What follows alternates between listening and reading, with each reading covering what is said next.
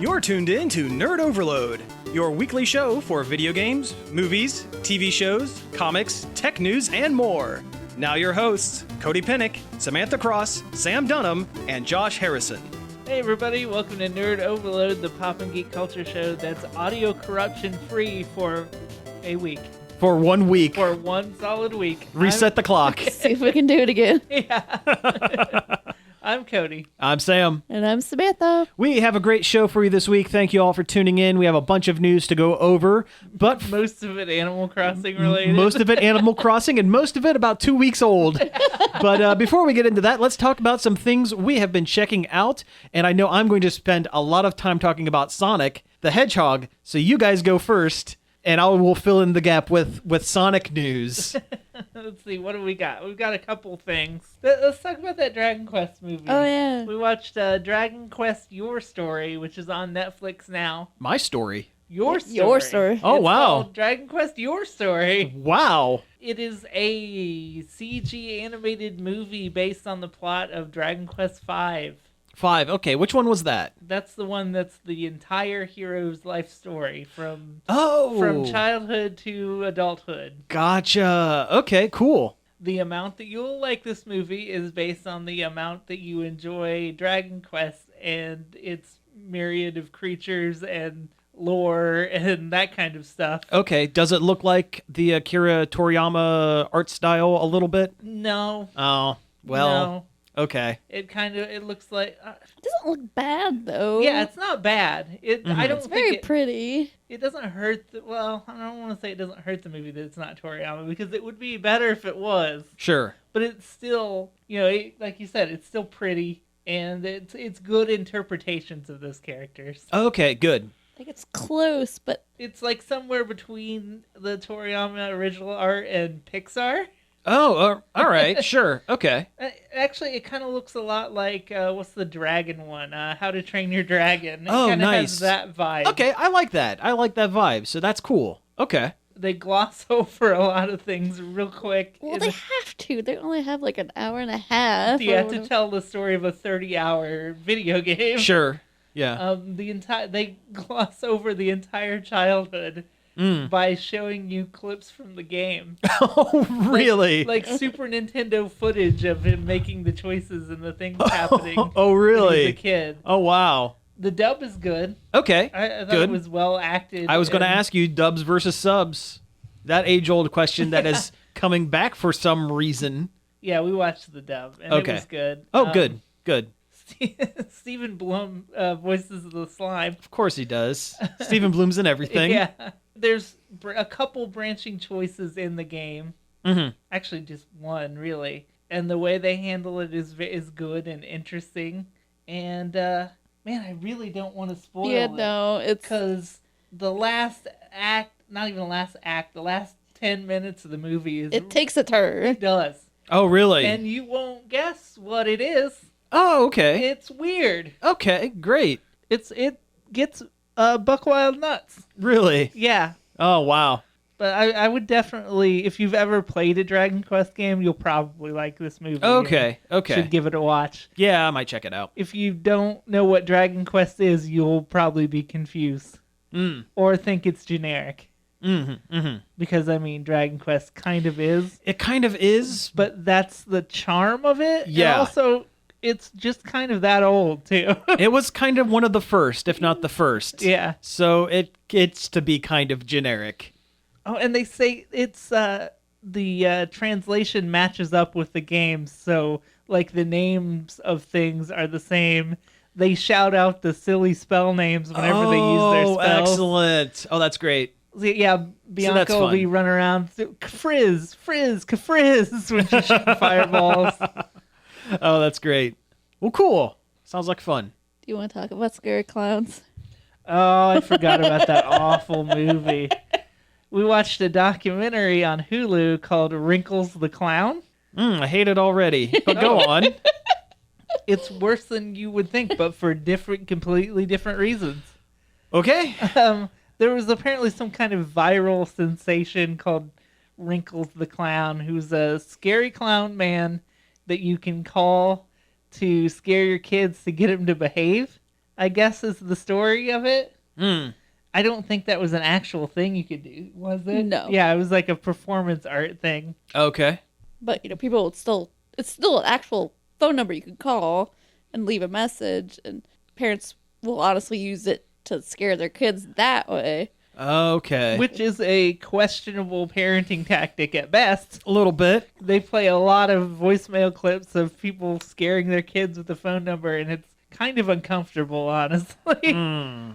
But like, they You need to come get my kid. He's acting up. yeah. Oh, that's not. Come here, Mr. Wrinkles, and eat my child. Like, Uh-huh. yeah. Okay. And like this documentary lacks any sort of like central narrative or guiding like story. Oh, so it just kind of meanders about this weird, creepy clown? Yeah. Mm. And there's a lot of like this old man that's supposedly the clown. Okay. Like they let you believe for Like half the movie. probably more than Yeah. half, like 75% of the movie, that this guy is the guy who's the clown. But not showing his face because he wanted to be anonymous. Mm-hmm. And then like the in the last half hour, oh no, that was fake. That was just the character. That's the character that plays the character of Wrinkles the Clown, and it's actually this performance artist. And it's like, well, why'd you make me watch all that then if it wasn't real? Is the movie part of the performance art?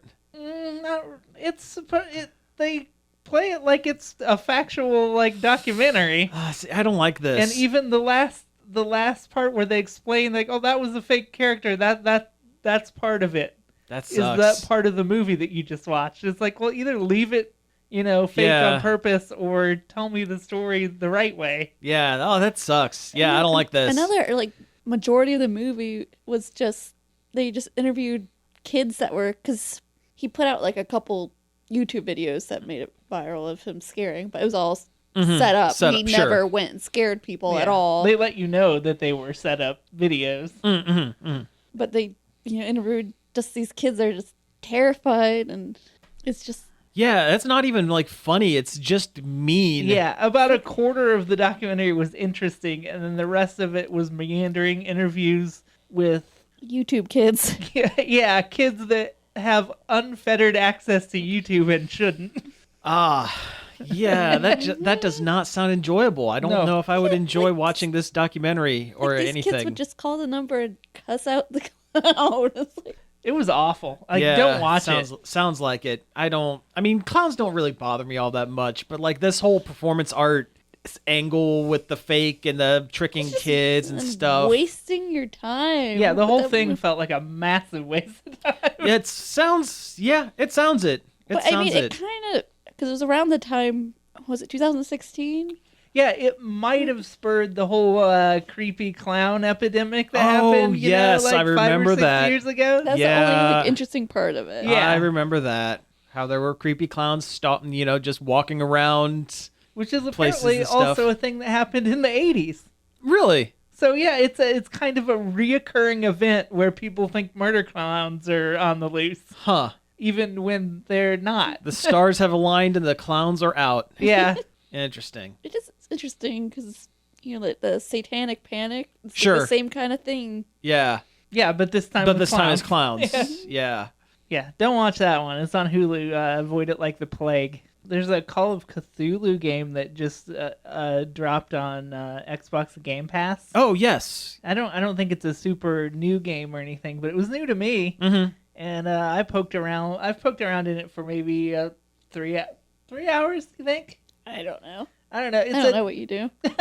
It's a neat little detective game. Mm-hmm. Like you go around, and it has like kind of role playing game rules, like not like Final Fantasy role playing, like Dungeons and Dragons role playing. Oh, gotcha. Yeah. Yeah, it's based on the Call of Cthulhu role playing system. So Oh, cool. You have stats that you place that can affect like your strength. If you can like brute strength through a situation, it'll let you. Mm-hmm. Like you get medical knowledge from finding books in the environment that let you pass skill checks for medical stuff. Oh, interesting. That kind of stuff. And it's not like a video game. There's not like shooting or fighting or whatever. It's just a lot of detective work and puzzle solving and also passing those skill checks based on where you allocate skill points that you get Interesting. No, that sounds like a lot of fun. to solve a Cthulhu mystery. Yeah. I think it's pretty neat. The aesthetics are like very good. It really hits that Lovecraftian, Dagon-esque vibe. Fishtown. Yeah, Fishtown. Oh, yeah. I Okay. mean, graphically, it's not that impressive. People's mouths look a little weird, and it's not super high resolution, fancy animation. But that's not the point. Yeah, but it gets the job done. Yeah. And I found the story interesting. You got one big jump out of you once. Like a raven flew by and startled me. But other than that, it hasn't been like that scary. But it's also just it's just fun to do the detective stuff, I think. Oh, that's cool. And it's kind of got a hidden object bent to it. Okay. But like within a 3D environment, not like a Where's Waldo. Ah, gotcha. Well, that sounds really awesome. And that's is that part of the Game Pass or Yeah. is that yeah? Okay, cool. Well, very cool. Yeah. I would recommend that one. Awesome. So no clown movie. Yes, Dragon Quest. Yes, Call of Cthulhu on the Xbox One. All right. Well, hey, I'm gonna go ahead and get into my check 'em outs. I really did one big thing, and because you guys haven't seen it yet, I'm not gonna go into too many spoilers. Although there's really not a whole lot to spoil in this movie. Yeah. It's a Sonic movie for children. And that's the grand overarching kind of idea behind my review here. I went and saw Sonic the Hedgehog last weekend for Valentine's Day I because spoiled the lead there. Sorry. you didn't, but that's fine. No, that's fine. I think most folks, I think I mentioned it 2 weeks ago. I said I was going to go see Sonic on Valentine's Day, and we did. And it was a lot of fun. I really enjoyed it. I honestly was kind of going into it assuming it was going to be bad or at least kind of boring. And as it turns out, it was fairly enjoyable. They pack that thing to the gills with references. Nice. And not just new references. Like, the new references are the ones that were like the weakest point, the groaners. Like, he flosses at one point. Actually, no, I take that back. He flosses twice. Of course. And there were and I have a theory about that. So the Sonic movie was pushed back pretty far to make up for the bad graphics and everything. That movie was originally supposed to come out around the time the Shazam movie was out. And Shazam also flossed in the there you Shazam go. movie. It would have been much funnier. It would have worked. But not much funnier. Not much but funnier. At least more relevant. relevant, yes. But he does eat a chili dog Yeah. Good. in a scene. As he should. He does activate his speed powers, and while he's like, before he goes running off, he taps his foot and like looks at his wrist like a watch. Does he say, that's no good? A variation of it, yes. Okay. He says, "Gotta go fast," in a variation, kind of a variation of it. In the Saturday morning cartoon, he's like, got a juice? Is that what he used to say? I think it's what he got a blast or something. No, that's Jimmy Neutron. Oh, that's Joey Neutron. I think You're he used to right, talk about juicing a lot. juicing. Yeah, I don't believe he said anything about juicing. Hog juice. Sonic is in it. There's a guy in the town. So the whole thing takes place on the real world, in Green Hills, Montana, I think is the place. And there is one guy in town, Crazy Carl, who swears up and down that he keeps seeing the blue demon. I've drawn this picture of the blue demon. I've seen him, and it's Sonic. It's the meme. That's pretty good. So it's pretty good. It was fine. I would honestly, looking back and thinking about it, I would rate the movie about a 6 or 7 out of 10, just because I assumed it was going to be bad. I think initially I would have rated it higher at like around an 8 or a 9, just because it was fine. It was good. It wasn't as good as Detective Pikachu. I enjoyed that one more. But, everyone in the movie does a really good job. Ben Schwartz seems like he's bringing the right energy. Ben Schwartz brings exactly the right energy. I was worried that Sonic would be completely unstoppable in this movie, because how do you stop someone who can move at the speed of light and basically you've seen the X-Men movies with Quicksilver in them, right? Where they have those extended scenes where time stops basically, and it's just your character walking through because it's simulating super speed. And a popular song plays while he rearranges the room. That happens a couple times in this movie. The way the way the writers get around Sonic being nigh omnipotent because of his speed powers is by making him kind of stupid. I can see that. He's kind of dumb. He's a kid in this. And he raised himself. He came to the real world very young, I'll say, featuring a reference that I won't spoil right off the bat in the movie. But it's the point. It's the reason why he has to go on a road trip with real life NPC James Marsden, who he's fine. He's likable enough, but he is just there and he does not overshadow the main characters at all. So that's good. James Marsden does his job. As an actor, he doesn't have a lot of charisma. Again, he seems likable. And I'm not just talking in this movie. He was the same way as Cyclops in the X-Men movies. In that one romantic comedy with Anna Faris, he was just kind of generic guy, kind of affable, but just a guy. Iron Man. Yes. Yeah, exactly. But I think in this film, that is what you need when you have Sonic. He has a committed relationship. His wife is a woman of color, and I applaud them for no one making reference to it. It's just something that is the way it is. There's one thing that I did not care for too much. Keep in mind, this is a children's movie, so a lot of the jokes had to be kind of... What I didn't care for was Sonic's visible butthole. Well, okay, two things I didn't care for. No. They set up a thing where, for a while, James Marsden's wife is in San Francisco. She's in San Francisco, staying with... And she has to escape from the city. There's a reference to Escape the City in there.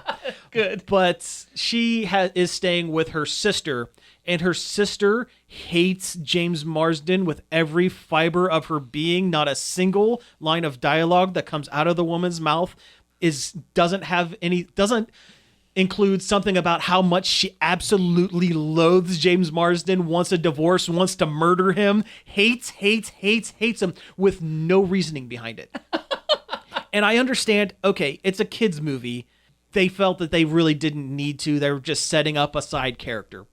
Whatever. But it's just the guttural, just deep in her soul hatred of James Marsden was probably one of the most cartoony things in the movie. Honestly, it was weird. So inoffensive and affable that it doesn't make any sense. It makes no sense. And it's not like he was abusive or self-centered or anything like that. There's a whole subplot about how he wants to leave Green Hills and go to San Francisco to become an actual cop. He's a cop. He's a small town cop in this. And he was asking his wife hey, is this okay? Are you okay with this? And she goes, I went to veterinary school for so many years. What did you do while I was in school? He goes, well, I got a second job to help make the bills. And then I got a third job to help make the bills when the second job didn't cut it. And she goes, yeah, you sacrificed for me. It's my turn to sacrifice for you, which is kind of a neat... That's how a relationship works. Exactly. And there was no conflict between the two at all, which makes the sisters hate just absolute, weird. Like, from the just fiery hatred of James Marsden, so out of place. It almost makes me think there was a deleted scene or something. Jim Carrey. Oh, yeah. How was he? Because I could see that going two different directions. He was evil Ace Ventura. That sounds pretty good. Okay. More accurately, do you remember Batman Forever, where he played super genius Edward Nygma, a.k.a. the Riddler? It's that. Wow. That's all. Yeah. Riddle me this, hedgehog. Practically. He was amazing it's weird that he came back from his break from acting and is in this role, which is not like something most actors would do, or even younger Jim Carrey would do, where he would pick something that is outside of his wheelhouse, kind of like a Number 23 or The Majestic, the cable guy, something like that. He came back and just did something that everybody knows him for. He's just Ace Ventura, but a bad guy. They explain why his nickname is Eggman in this. They explain because he's Dr. Robotnik in this. There are so many references. The rings make sense. Huh. There are multiple references within the rings. Like, they did a good job. And they set it up for a sequel in a big bad way. And they're absolutely going to get it. Oh, yeah, because it's made about $1 bajillion. Yeah, yeah. It outdid Birds of Prey, which is a shame. It was going to because... Oh, it's a kid's movie. This is a kid's movie. Birds of Prey is rated R. It was rated R. It's like comparing apples to a 57 Chevy. Like, you can't compare those two. It's just a shame that they released them at the same time. Plus, this is typically the time of year where a lot of studios dump movies they're not 100% okay with, or they don't have much faith in. Endless trash. There's another name for this, but I can't say it on air. But what happens when you have a movie that is just okay or pretty good? When it comes out in Trash Month, it seems a lot better. It seems way better. Yeah. So I honestly would recommend going and seeing this one. Even if you don't see it at the Dollar Theater, I would go and spend the money because the graphics do look good. There is one lingering remnant of Nightmare Sonic in this. There's a scene in which he gets a bomb stuck to his glove and is shaking it back and forth, going, I can't get it off. I can't get this bomb off my glove. It's because Terror Sonic did not wear gloves. He just had white hands. Oh, yeah. So if there's a bomb stuck on a glove, you just take the glove off and that's it. Luckily, they set up that he's dumb. Yes, they set up that he's very dumb. But yeah, I enjoyed it. I would recommend going to see it. I think it's worth your time. It's worth seeing on the big screen. And not even ironically. Just go see that hedgehog. Just go see that hedgehog. How much time we got left? Because I thought of another. We watched that new reality show, Lego Masters. Oh, yeah. Oh, I've been wanting to see that. How is that? It's pretty good. Yeah? It's a reality show where they get themed teams of 2 get different themed Lego creations they have to make in like 15 hours on a stage, like a cooking show, but they're cooking big Legos. I thought it was pretty fun. Will Arnett's funny on it because he's Will Arnett. Yeah. Mugs at the camera constantly. Yeah. Oh, yeah. Most of the teams they got are pretty fun and interesting and diverse individuals. Mm-hmm. There's a father-son. Are they Cuban? No, Puerto Rican. Puerto Rican father-son team that are adorable. Mm-hmm. The 2 cosplay girls. That, oh, sure. When they're like, "Oh, we do cosplay," we were both like, "Tracks." But they're honestly kind of my favorite team of the bunch. That tracks. Yeah, yeah. There's 2 bearded Portland dudes, which also tracks. 2 engineer white engineer boys, which tracks. Mm-hmm. So they seem legitimately like people who enjoy Lego. They found actual people.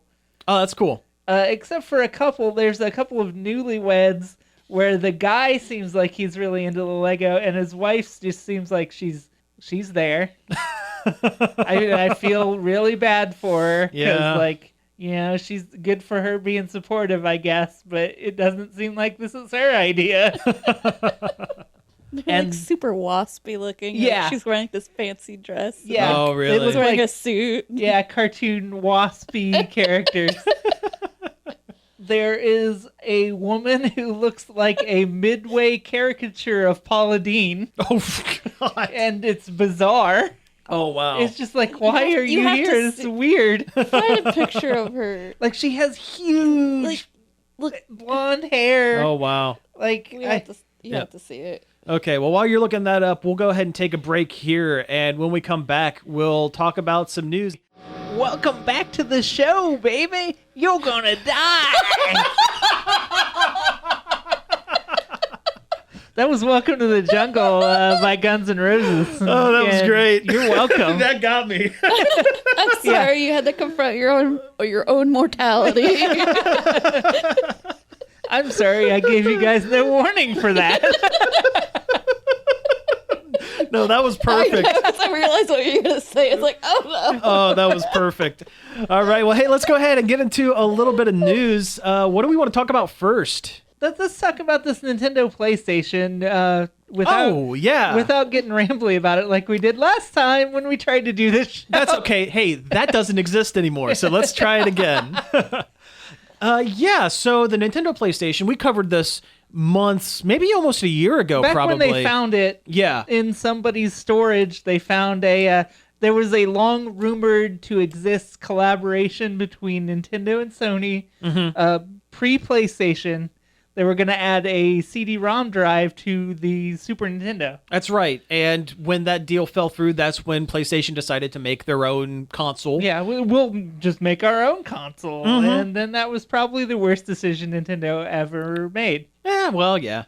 But, for a long time, everyone just kind of thought this thing was a rumor, that it was in development stages, but it never actually existed. But someone found it in like a storage locker or something, right? It was... Yeah, something like that. Yeah. Their dad's storage or something. Yeah, and it was like a demo for like a Space World or something like that, which Space World is kind of like E3 a little bit For in Nintendo Japan, but it's more like a trade show. It's doesn't have like the glitz and glamour. It's more like one big room with a bunch of tech demos. They don't do it anymore either. Yeah. But it's going on auction apparently. Yeah, that's the news.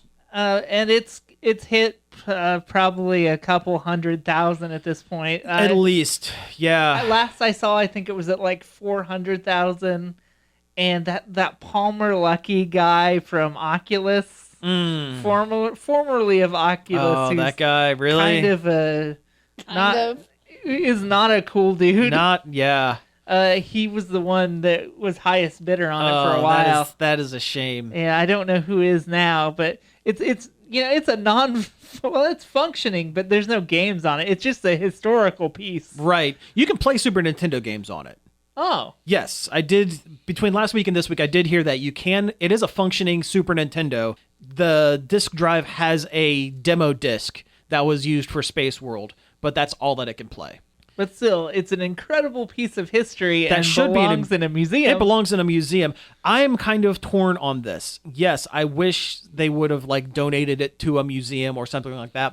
Along the same lines, I can't place any blame on the family that wants to sell it. Oh, yeah. Because, oh my God, can you imagine how much you can do with $400,000 Yeah. and counting?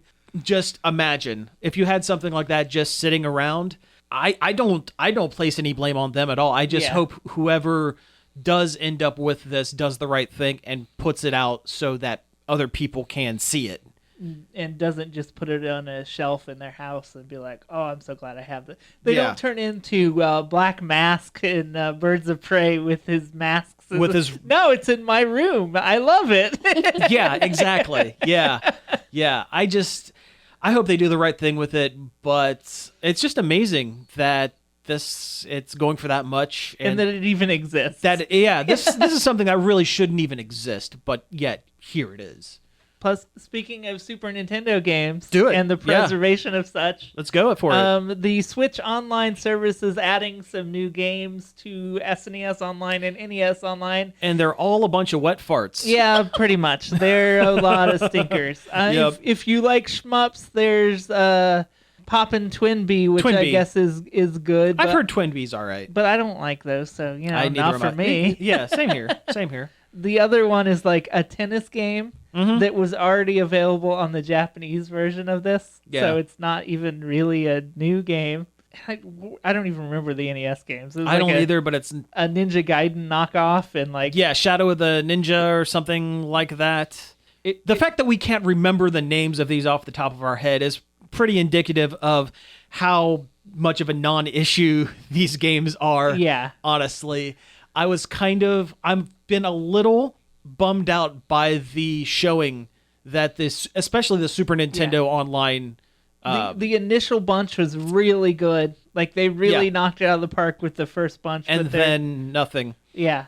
It makes me wonder how much of it is getting hamstrung by third-party developers. How much is it people going, oh, now wait a minute, what if we release our own app with these games, like the Mega Man and Mega Man X collection, Yeah. and try to make a little bit of money on our own instead of just getting a licensing fee from Nintendo for this free app. Which historically Nintendo probably doesn't pay them a whole lot for it. Not a ton. Yeah. Yeah. So I like mean, even Konami has like, if you want to play Castlevania, you can go buy their Castlevania thing, right. or Yeah. their Contra collection. Yeah. Yeah. So it's a shame that we're probably not going to get the best games out there. But then again, it could be that these are just placeholders, that they're games that they could license and put out there very quickly to go, hey, remember we still have this app, so that in 2 or 3 months when they have the real big games, it's still kind of in the cultural mindset that, oh yeah, this app exists and people are using it. Yeah. Or when September rolls around and it's time to renew your yearly fee. And they put Donkey Kong Country 1, 2, and 3 on there. Yeah, or like Nintendo 64 games show up. Yeah, that's the other thing. Yeah. Yeah, yeah. But right now it's pretty sad. It's a sad state of affair. It is kind of a sad state. Yeah, Well, that's a little rough on it too, because there are some super classic great games on there that are definitely worth your time. Sure. It's just why not more? Yeah. So do we want to talk about the Animal Crossing thing? We're talking about Nintendo stuff. We may as well go ahead and do this real quick. Yeah, there was a big Animal Crossing New Horizons Nintendo Direct where they dropped a whole bunch of news on that game, which is interesting because we previously knew little to nothing about it. Sure. So what is Animal Crossing for people who don't know what it is? It's different. It's like a life sim. That is too complicated for what Animal Crossing is. It's kind of like a weird like city designing. There's part city design, there's part friendship making, interior decorating. Yeah. It's very chill and relaxing. That more than anything. Yes, it is a chill game. Yeah. It is not an action-packed game at all. Never, ever, ever. Bug collecting, fishing. Yeah. It is a perfect... Well, when I played New Leaf, which was the previous version of this on the 3DS, I would use it as a de-stressor, and it almost has like a built-in timer on it of sorts because it is set in real time. So you can't jump to the next day. Like the in-game clock is the same as the real-world clock. So you hit a point after a couple hours of playing the game where you've pretty much done everything you can do, and you basically have to wait, which is tantamount to just turning the game off and going and doing something else. But it is very incredibly relaxing more than anything. It's almost zen. It is. Yes. The repetition of movements along with kind of the chill music and the very inoffensive art design. Everything's kind of rounded and cutesy. It is... I like it. I like it a lot. It is tantamount to like a zen garden or tending to a bonsai. Yes. Actually, yeah. Very much so. And this new one, New Horizons, is the newest game that's going to be coming out on the Switch. And this Nintendo Direct had answered just about every single question I had about this game, of which there were a few. The main gist of this time around is that you're on a deserted island and you're making the whole island like your own. And you're turning the island into a bustling city. It looks like it does everything New Leaf did, but better, and there's more customization Like, you can move around where people place their houses, where in previous games you basically had to trick the game into forcing it to place them where you wanted it. Yeah, or it was just completely random. Or just totally random, and it would throw your entire town landscaping off, which is a little frustrating sometimes if you're OCD. They added crafting to this game, so you don't have to go and spend all your hard-earned in-game currency. You can just hit a tree until you get enough, wood and rocks and stuff to make Build a thing. Bench or a chair or whatever. And that's kind of cool. It adds a little more depth to it, which is interesting. Initially, I was a little worried about it because crafting has been kind of done to death recently. Yes, but this doesn't look too bad. No. And it doesn't look like there's going to be, unlike Pocket Camp, which is the iOS version of it, it doesn't look like there's going to be any premium things where you have to buy extra things with real dollars. Pocket Camp is the nightmare version of Animal Crossing. Yes. Like, it's the bizarro, like, evil version. Yeah. But no, this game looks like a lot of fun. I'm really into it. They're getting a lot. It's leaning on cooperation a lot more than the 3DS version, which is cool. 8 players can play at once, which seems like a lot. It's a few. Like, I'm assuming the map is going to be bigger, because thinking about the old Animal Crossing areas having 8 people in it, I don't know. I don't know how you'd fit 8 players on the old map, but this new one, it could be humongous. It has amiibo connectivity with all of the cards and all of the amiibo, which is personally a very good thing. We assume it was like a relief when they said amiibo support. I will not lie. I unclenched a little bit when I heard that it still works with amiibo cards as well as, because there's like about 500 of those things. I was surprised to hear Nintendo remember that they existed. I honestly have a theory that once all of the DLC characters for Smash are done, Nintendo's going to drop amiibos. They're going to stop making them. Yeah, which makes sense. Yeah, I can see it. Which is kind of a shame because they're neat. They're neat. They're neat toys. They're a little, just slightly more expensive than they need to be. If they were $10, I would have zero issues with them. Right now, they're what, $15.99? Yeah, and that's a bump up from the $11.99 where they used to be. But I still get the characters that I really like. I'm missing 4. I'm 4 away from being caught up currently. What ones are you missing? Incineroar, Dark Samus, Simon, and Ivysaur. I have Simon. Oh, you do? Okay. Yeah. I need a Richter. I just got a Richter the other day. Yeah, I need my Castlevania man. That Richter sculpt is actually pretty neat. But the Dark Samus one is actually really cool. It's really cool, and it looks like it is the common in the boxes. The Richters are the rares in the shipment boxes, from what I can tell. Because a lot of places I went had 8 Dark Samuses, or Samusai, and 1 Richter. That's why I ended up picking up the Richter. But I have too many amiibo to not have them all at this point. It's an issue. Anyway, Animal Crossing. Enough about my problems. The amount of customization that you can do in this version of the game is amazing, honestly. Yes. They really knocked it out of the park this time, it seems. Well, they took a lot of the features from Happy Home Designer, which was kind of a side game to New Leaf, and implemented those into this, which is kind of what I expected them to do. I'm in. Did anyone play Happy Home Designer? I did. Okay. I did, and it was a lot of fun. Oh, really? Yeah. I never tried it. I never picked it up. If you can find a used copy for $10, I would say get it absolutely. Spending more than that, and it is not worth it because it is a bunch of features that should have just been added to New Leaf instead of having its own separate game. But if it means that this game, the new one now, has everything together... It was an important step on the way there for Nintendo. Yep, exactly. But overall, I was really happy with this Direct. I'm looking forward to the game. It comes out March 20th. Same day as Doom Eternal. Same day as Doom Eternal. I've mentioned every time. Yeah. Because it tickles me for some reason. That's pretty great. The Doom Twitter account has been just heaping praise onto the Animal Crossing account. They're well aware that they come out Yes. the same day. And it's not like a rivalry or anything. They're being very cute about it. I kind of love it. Two very different target audiences. Yes. But I think there is definitely There's overlap. There's a part of that Venn diagram that's there. And, I'm in it. Yeah, there is a definite overlap, and it is probably bigger than a lot of people expect, because what are you going to do when you're done murdering to calm down after murdering 1 billion hell demons? Or what are you going to do after the 2 hours that you can play Animal Crossing in a day is up? Exactly.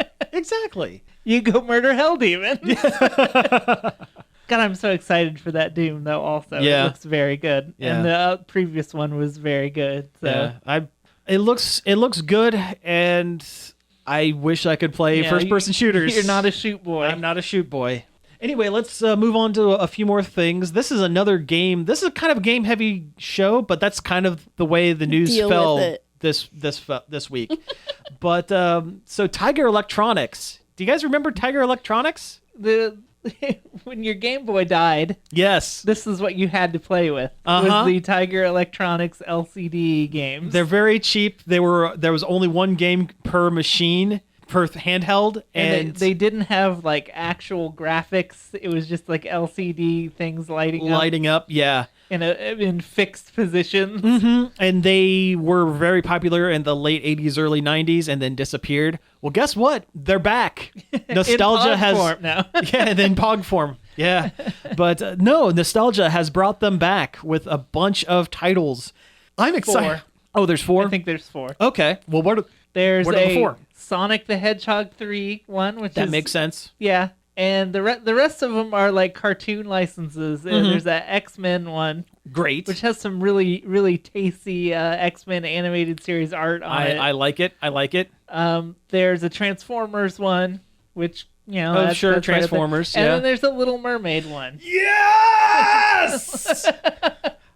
I owned that when I was a child. I played it to death. In fact, I played it so much that the whole thing fell apart. I think I still have, at my parents' house, the broken frame. Fun fact about very young Sam, very young, and I mean like 4 or 5 year old Sam, would take very hot baths and would play the Little Mermaid Tiger Electronics handheld in the bath, and I played it so much in there that the front panel with all of the art peeled off, like it loosened the glue from it. But I beat that game, doggone it. I rammed Eric's ship into Ursula enough until she died. I won. I beat that game. First game I ever beat as a child was Tiger Electronics Little Mermaid. Little Mermaid. So that is so awesome. That is so excellent. Didn't you say you had it too? Yeah, I'm pretty sure I did. 'Cause it looks, I don't have any fun stories, but It seems like something you would have owned. You were very Little Mermaid. oh yeah, I broke my VHS. So that's one of the movies. You know how kids will watch a movie every single day. Sure. That was my movie. Oh, same here. Yeah, I think Little Mermaid was the first Disney film I watched. That, and I think they released The Jungle Book on the old VHS with the old big thick clamshell, the big goofy one. I think those were the first 2 that I owned, and I watched The Little Mermaid to death. It's a good one. It's a classic. It's really, really good. My first Disney movie that was also my first movie, I believe, was The Fox and the Hound, which is it's all right. That's all right. Yeah. Wasn't Kurt Russell the voice of the fox? I believe so. Which is weird. That's weird and wild. Yeah. Yeah. No, my first movie that I remember watching was King Ralph. Seriously, I don't remember anything about the movie, but like my first, you know how you can think back and go, okay, what is the first actual memory that you can picture in your brain? Like, And yours is the John Goodman vehicle, King Ralph. I get flashes of seeing King Ralph in a movie theater that no longer exists in Bucyrus. There was a movie theater that unfortunately burnt to the ground this was years and years and years ago. And I think there's like a little mini art park there now. But I remember seeing King Ralph as a child, or More accurately, I remember leaving the theater at the end of King Ralph. I don't think my parents enjoyed it very much, but that is the first movie I remember watching and also the first memory I have. We're learning a lot about Sam today on this episode. Did you say for the after credits where Samuel L. Jackson has King Ralph join the Avengers Initiative? I didn't say for that, unfortunately. No, missed out on that one. They were setting up the MCU way earlier than people realize. Yeah. Well, hey, talking of, going from things that I remember as a child to things you remember as a child, tell me about Neopets. It's getting an animated series, apparently. For some reason. Okay. I know nothing about Neopets. What is a Neopet? Neopets was like a late 90s, early 2000s online virtual pet website, Okay.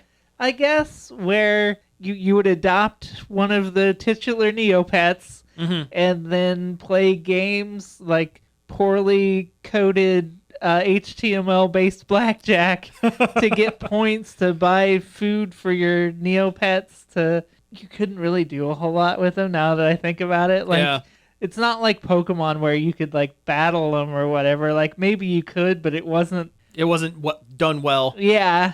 Okay. And it was a lot of collecting items and then selling them on your own little HTML store page. It apparently taught a lot of kids how to code in HTML. So they could have their little spinning construction worker saying, under construction. Come back soon. Come back soon, so you can buy like a rainbow berry to feed your Jub. Okay. So anyway, there's a cartoon that's coming. Is it a movie or a TV series? I think it's a TV. It's probably going to be on some streaming service. Probably. I would guess. Yeah. But the current owners of Neopets, Jumpstart Games, and some, I think, Canadian animation studio are gearing up to unleash an animated series based on the hot property of Neopets. Which still, I looked it up, you can still do it. There's a subscriber, you can pay money and be a premium member of Neopets these days. Why? I don't know. The world we live in. Yeah, I don't know if you can still play HTML-based blackjack, but it is still there. Website still works. Huh, interesting. It's not owned by Scientology anymore. Well, that's... What? Yeah, at one time, it was owned by Scientology, or at least a large amount of it was. Oh. Yeah. It's worth digging into. If you Google that one, there's a story there. Yeah, I might have to do a Wikipedia deep dive. The whole story of Neopets is actually very interesting. It was I think a husband and wife enterprise in the early internet that, blew up. Oh, well, I actually might have to dig into that sometime. That sounds kind of interesting. It is a really interesting piece of early web trivia. It was like one of the first kid-centric, kid-friendly websites that I can think of. Huh. I can't believe I missed it somehow. Yeah, it seems like it would have really been up your alley when you were a kid. Huh. I was just looking for something as close as I could get to Pokemon on the internet, and that's why I did it. Which there's a very Pokemon look to a lot of the creatures. Mm-hmm. If I remember right, one was a human butler man, and I don't know why that ever existed. His name was Bruce. Oh, that's... Okay. There was a bunch of cartoon monsters and a character that looked more like a mascot for a search engine than it did a collectible monster. Oh, wow. Wow, weird. See, everything you're saying, I don't remember Neopets at all, but everything you're saying reminds me of a fad that happened around... I want to say 2006, 2007, called Webkins, which sounds a lot like this, but there was a stuffed animal component, like a physical component, because we sold them like crazy at FYE. And you would buy it. It was basically if you took a oversized Beanie Baby and on the tag had a code that you would punch into the website, and then you would have your pet online that you would play games with. And it sounds like I'm sure a toy company saw Neopets and said, let's do this. Yeah. Oh, so many of those things ended up getting the tags ripped off and stolen. Because people, yeah, it was. I mean, that's the only part you really need if you want to do if you were interested in the online portion. I mean, people who played with the Webkins came in two varieties. One was the folks that would tear the tag off and stuff the toy in the back of the store because that's where they ripped the tag off, thinking there were cameras in the store. There was never any cameras in the store. And then you would just have to return the product. And then you would have the ones that are into collecting physical properties like Beanie Babies, and people would go nuts for the new shipment because apparently there were chase variants, and 1 out of every 100 was a special toucan with a third color on its beak, and people would fight over them. The Princess Di Bear. I would be lying if I said I didn't have to break up a fist fight of a couple of moms once. Oh my God! At the Marion Mall at the FYE over a Webkin. Neither of you get it. That's what I told him. I said, you both leave, no one gets the Webkin. It's my Webkin now. And I was the manager on duty, so they had to. Fun times. Nice. Fun times at the Marion Mall. Do we want to talk about Rick Moranis coming back? Yeah, let's talk about what Rick... That's a cool thing. Yeah, let's wrap Happy things up with Rick Moranis coming back. They're doing is it a movie? Are they doing another Honey, I Shrunk the Kids movie, or is it a series? I am not 100% sure on that. Movie. I think it's a movie. But yeah, Rick Moranis is coming out of retirement to do a Honey, I Shrunk the Kids. Yeah, that's awesome. That's great. Do you know about why he got out of acting? That whole thing behind it. It was kind of a sad story. It's because like his wife died and he wanted to take care of his kids. Is that exactly. what it was? Yeah, that's exactly it. And so, really, the last time he had done anything, he put out a country album called The Neurotic Cowboy.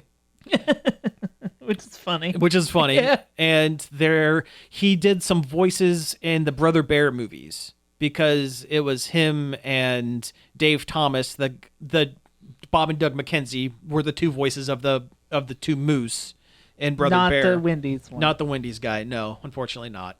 But other than that, he really hasn't done any acting in, I want to say, 15 years at least. I'm glad it's for this and not Ghostbusters, to be completely honest. Me too. I'm glad he's avoiding the dumpster fire that entire franchise has kind of become. I think that means he'll be in it, like as a surprise. I mean, it opens the door to it, I suppose. It does. Yeah. I don't know. I think Moranis is at the point in his career that he's proven that he's perfectly happy not acting, so he can be choosy about what he comes back to be in. So if there's something, which means there's a potential for him to only be in good things.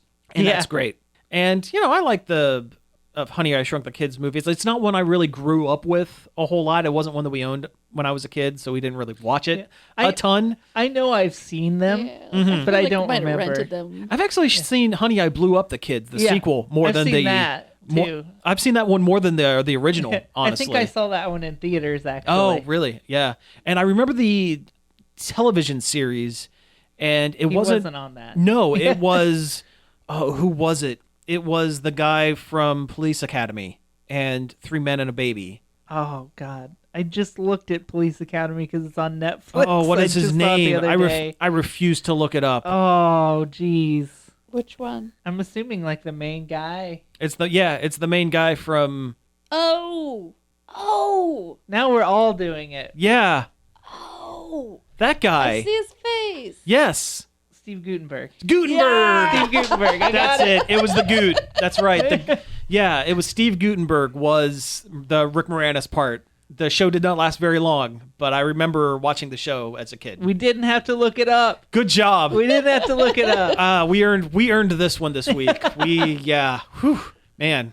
Steam was coming out of our ears. You could hear the gears grinding a little bit there. Yeah, but we got it. Editor's note, that was not Steve Guttenberg in Honey, I Shrunk the Kids, the TV series. The part of Wayne Szalinski was played by Peter Scolari. So there you go. But no, Rick Moranis coming back. That's super amazing. I'm really, really happy about it. Just out of nowhere. It's great. Yeah. Why not? I'm glad that he was able to make this decision himself and Yes. wasn't pushed into doing anything he didn't want. Exactly. And hopefully will be attached to a good project. I can't see how he could mess up a Honey, I Shrunk the Kids movie. It's a pretty fun adventure concept. Wasn't it originally written by the guy who did Reanimator? I don't know. Yeah, something about... Brian Yunza? No, not Yuzna. Stuart Gordon? Stuart Gordon. For some reason, I thought it was Stuart Gordon wrote the original and was attached to direct. And...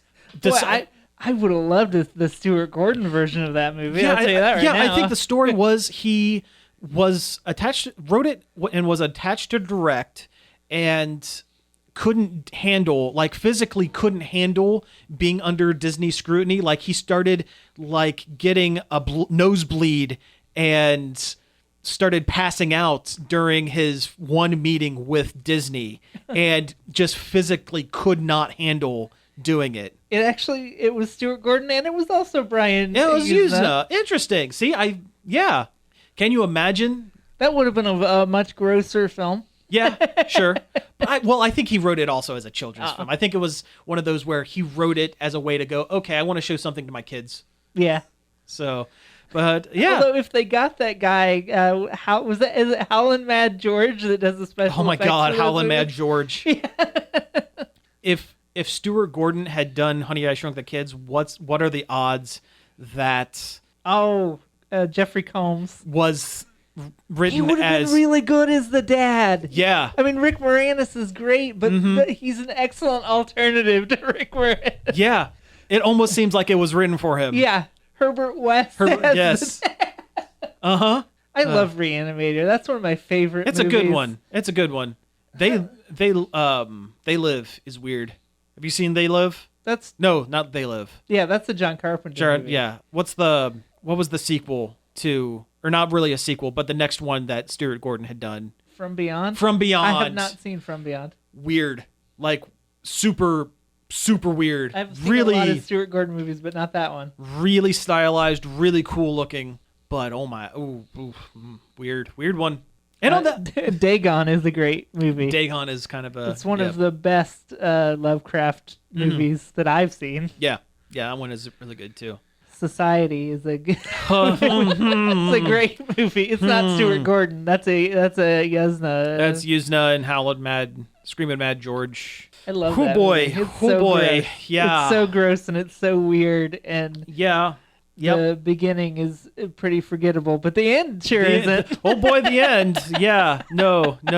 That is one thing you will not be able to say about Society is that it's forgettable. On that note, let's go ahead and wrap things up. Those images will stay with you for the rest of your life.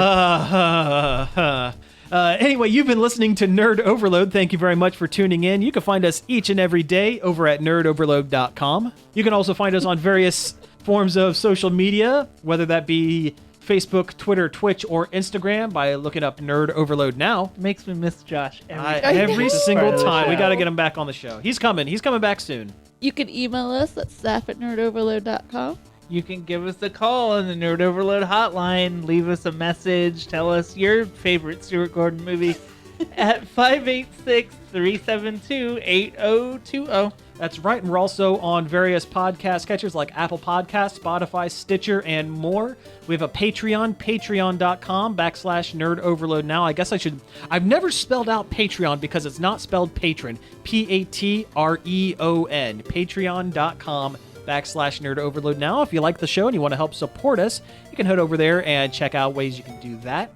And I also want to thank David Pencil for the use of our intro and outro. You can find more of his stuff at davidpencil.com. And hey, do us a favor, give us a 5-star review on the iTunes. Yeah, that'd be great. That helps people find the show. We haven't said that in a while, and that helps us out. It does. It does help us out quite a bit.